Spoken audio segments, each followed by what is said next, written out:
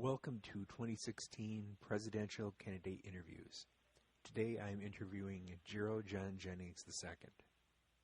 Mr. Jennings is running in the Constitution Party. Hello, Mr. Jennings, and welcome to the interview. How are you doing? I'm doing well, Lee. How are you doing? Doing good. Thank you for taking the time to participate. We'll get into some icebreaker questions so the listeners can get to know you more, and then we'll get into the issue-based questions. The first question, can you describe your family and your home life? Well, I'm single with a dog. Okay. How about... Basically, me and my family have always been close, so I've got a good family. So. Okay. How about your employment or your work history? Well, I'm a presidential candidate, but I've been in the Carpenters Union since 2000, so I've been a union carpenter since 2000. My mom's side of the family is a McGuire family, and they founded the Carpenters Union, also founded Labor Day. What are your hobbies and your interests? God, our future, and the book of God I'm writing for God as a son and prophet. What are your favorite places to eat out? Subway is the best place I've found for vegetarians. Do you have a favorite fast food joint? Subway, but Burger King has veggie burgers now. I'm waiting on McDonald's to do the same thing, but about it. Do you have a favorite junk food that you would not let anybody watch you eat? Pizza, I suppose. Okay. Do you have any favorite TV shows and movies? Anything uplifting, spiritual, or funny. Okay. I think you mentioned a pet earlier. Do you have any pets? Cosmo. He's my Siberian Husky. He's solid white with blue eyes. All right. And one more icebreaker question. Can you name a song that you consider is maybe your life motto or your anthem or something that represents you? Yeah, I'd have to say Taylor Swift's Blank Space, because I could swear she says Jerry Lips in the song. Okay. Okay, time for the serious questions. You're the first one to have a Taylor Swift reference. Okay, serious questions. Why are you running for president? Okay, well, for starters, I'm the Son of God, blessed by God, and I am His voice on this earth. God wants His Son to be President of the United States. That's why I've come forward at this time. I have been writing the book of God with God and my Holy Family. I put over a year into God's new book, and I've become part of His family over that time. The book of God will replace the Holy Bible, and the people of God will think of it as God's new Bible. Those that won't accept me as God's Son and as their President won't be accepted by God in heaven. That is how God feels. God won't think of it as disrespectful, but if His own family isn't who you would vote for to be your president, then God won't believe in your families either. So that would be my statement of candidacy. Okay. What abilities do you bring to the office of president? Well, like I said, I am the prophet of God and His Holy Family. I'm the voice of God. I'm a union member. I've been a union member for most of my life. I believe in building the economy, having a strong military and defense, infrastructure projects, education. I sharpened all my tools for the toolbox, and I've been studying for this for a while because I've been following everything. But as far as abilities, I have God by my side. I am His Son, I am His prophet, and I'm the voice of God on this earth. Okay. Can you name a past president who you look at with favor, who would be somebody you might try to emulate? Maybe they have an aspect of their presidency you would want to emulate?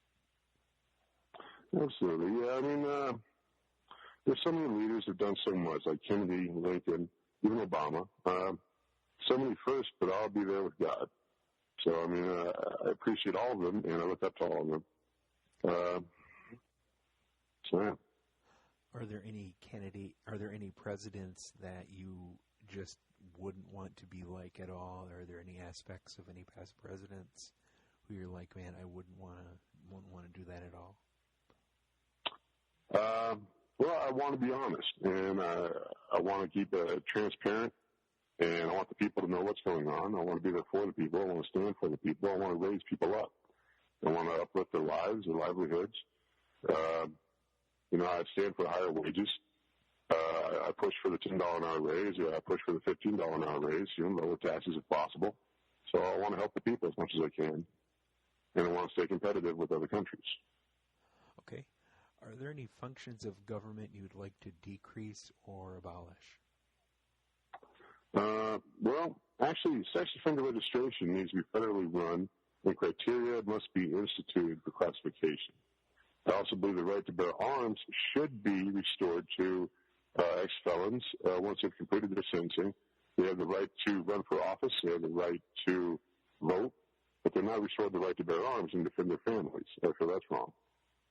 As far as that, the Pledge of Allegiance, I believe also should be a permanent fixture in schools, and God should be a part of that.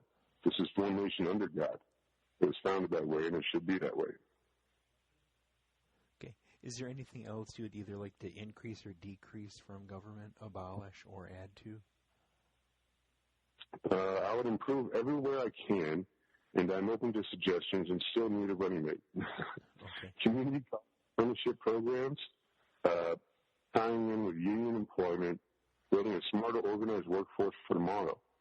We can have, on-the-job training, training that ties in with the colleges, with the 2-year free community college like Obama was talking about, with the infrastructure projects, road work and whatnot. We can keep these programs working, keep the people working, learning and tying in with community colleges as well, even with factories. We can tie in with companies, and contracts with the transatlantic partnership. So we can do something for the people. Can you describe your stance on taxation? Taxes are necessary for a government to run and be run by the people, for the people. If you can't afford to pay your taxes, you should have a fair, affordable way to handle them, but we have to keep them coming in for our future. Describe your stance on the abortion pro-choice issue. A life is given when a life begins. Don't think time makes a difference. Don't give your life for birth, but abortion is a murder in God's eyes. You'll be forgiven if you didn't know it, but don't do it again. Rape is murder of family, and the only time God will forgive it, an abortion, will be in the case of rape or a life-threatening issue. What role should our military play in the world? For God's defense of his people and to help his people in other countries. God's last line of defense to protect his people and the United States of America, one nation under God. We should educate, strengthen, protect, and train our allies, work with them, refugees, support, and help those, that are allied nations, and those that are, refugees that are homeless, lost shelter, have no protection, have nowhere to go. The UN helps us. We work with them. We need to form a close bond with them and stay strong with them, and help all of God's people throughout this world. How would you handle immigration and border security? To keep God's people safe on both sides of the border. Protect this country from being compromised and others from being hurt or killed. Okay. How do you perceive the issues of race and discrimination in America? Do we still face challenges? Yes, it's still a struggle, but it's getting better. And will be even better if God's people and God's plans for Jerry Jennings work out. What role should the federal government play in health care? Well, not quite enough, but we are doing something to help with Medicare and with the Veterans Assistance. Okay. What priority would you give repair of infrastructure? What role should the federal government have in maintaining infrastructure? Utmost priority. It will promote our economy and our plans for our future workforce. Where do you stand on the issue of personal privacy and the need to protect our nation from terrorism? What's the balance? Again, the utmost importance.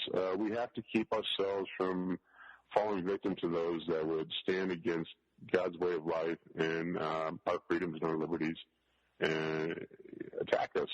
Terrorists, we need to protect ourselves from that, as well as with the immigration and the border system.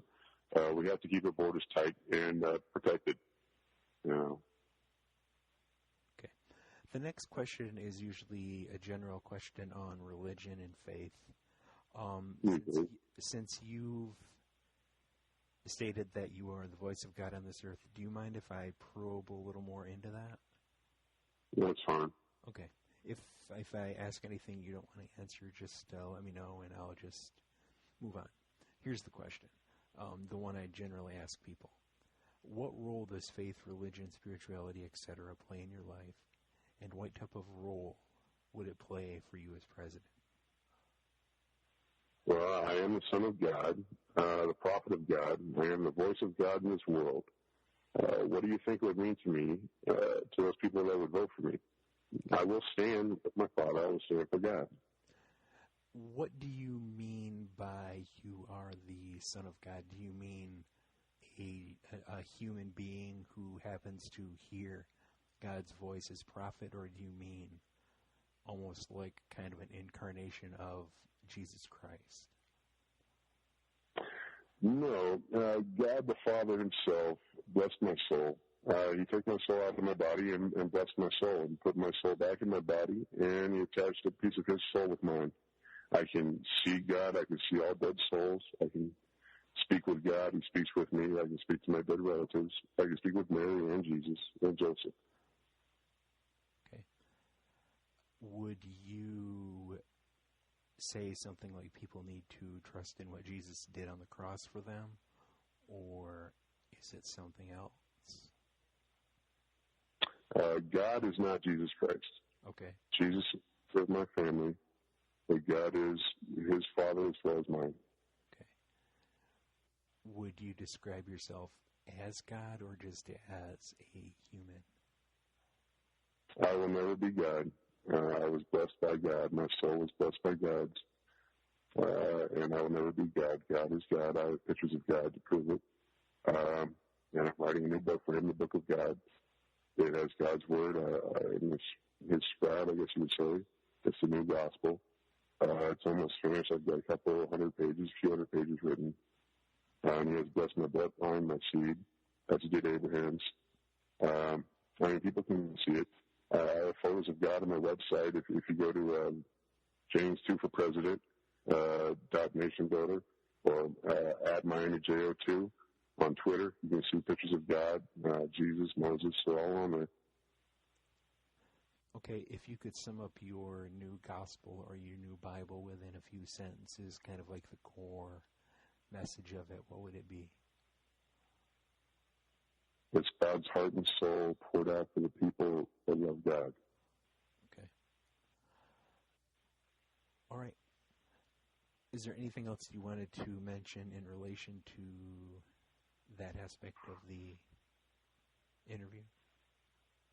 As far as that aspect, no, it is evident. People can see it. People have seen it. People are afraid to mention it. The Vatican, I tried contacting them and going over with them. I have pictures and videos of it.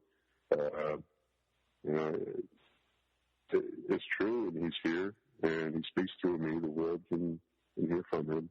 They can hear what I'm thinking about it. They know what's going on. So I'm here to lead me. If they want to be with God, they can speak to him through me. The Pope can speak to him through me. I'm the only one that says he will speak to him. So that way.